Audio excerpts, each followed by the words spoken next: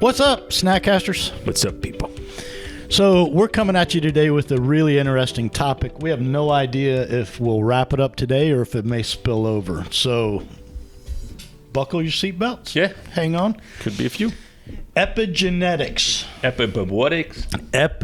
EPI. Epigenetics. Have you ever heard of it? I have not until about a half hour ago. It is a fantastic new area of science that they are studying. Okay. And so let's crash course real quick, kind of what epigenetics is.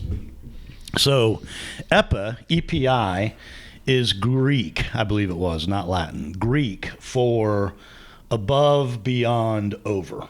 So it's like epicenter. There you go. That's why you're the CEO. So it's like what's above and beyond and over our genetics. And so our genetics, right? It's basically our DNA strand. It's kind of hard coded, right? And you didn't get to pick it. You got what you got, and it determines things like how tall you're going to be and what color your eyes are going to be and how long you're going to live. What diseases you may be susceptible to getting, right? That's all kind of hard-coded into your DNA, your genetic code. Well, epigenetics is the ability to influence or alter that genetic code. Okay. So you going here a little nurture over nature? That's definitely part of it. But it's like so much deeper. There's so many different layers to this stuff. But let's take identical twins, okay. Right? Do you know any? Yes. I actually, two of my best friends, one of them passed away a week ago, and they were, I believe they're identical. They sure look a lot alike, but they were twins. But they were very different people. They had different medical history. They had different life experiences. Different careers. They were different people. How's that happen? I don't know. They basically have the same DNA strands. I imagine everything environmental. I mean, I don't mean environmental like dust particles and stuff. I'm talking about environmental like everything else. Everything that, right. Give this man a cookie. No, you are exactly right. That's kind of where we're going. So epigenetics is the study of everything else. how we can drive and affect these variables. Okay. Right? And the real life scientific changes and potential it has, right? So you mentioned twins. I mean, you could have potentially two twins. One was, maybe they were both up for adoption, right? And one separated at birth. And, one went to a very nurturing family and another went to a non-nurturing family. And you could have completely two different outcomes. Exactly. So there was a study where this is going to be kind of a loose train to follow, okay? So just hang with us. We'll connect dots. There was a study that they did with rats, right? And I don't get it, but I guess some rats are nurturers by kind of like humans. Naturally, right? And others aren't. They leave their litter alone, right? What they did was they took these litters and they ran different experiments where they were with a nurturing mother and without a nurturing mother. Then they even transposed them, to your point, with an adoptive mom, right? Mm-hmm. And one was a nurturer, one was not. And the litters, as they tracked them as they aged, the ones without the nurturing tended to die younger, tended to be sicker, tended to basically have less fulfilling lives.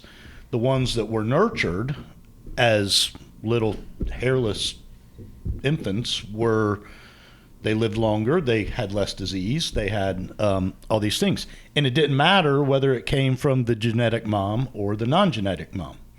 Interesting. It didn't matter, right?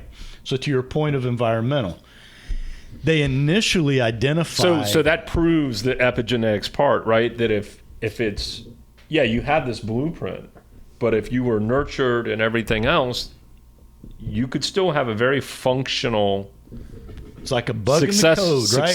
Successful life. Right? Absolutely. So the question really is, okay, maybe my mom wasn't a nurturing mom. Does that mean I'm busted? I'm hosed? I can't do anything about it? No, exactly the opposite.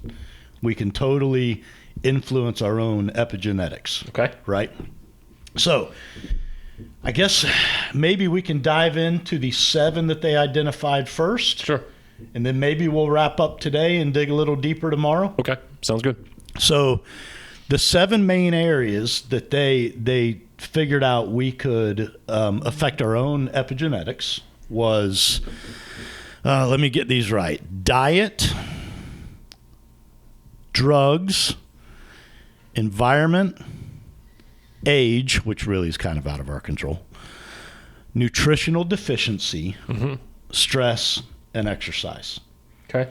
Those were the 7 that they first identified as the main contributors to our own epigenetics. So it's common sense, right? I mean, if I live a stress-free life, I'm likely to probably live longer. You know, the question is, how do you do that? That might be a deeper dive, right? Nutritional deficiency. Gosh, who was the girl that came out of North Korea? Yeah, I remember that story. She talked about nutritional deficiency, and of course that's at like a very extreme, right? But in large part, why North Korean people are so short is nutritional deficiency. They broke their own genetic coding, right?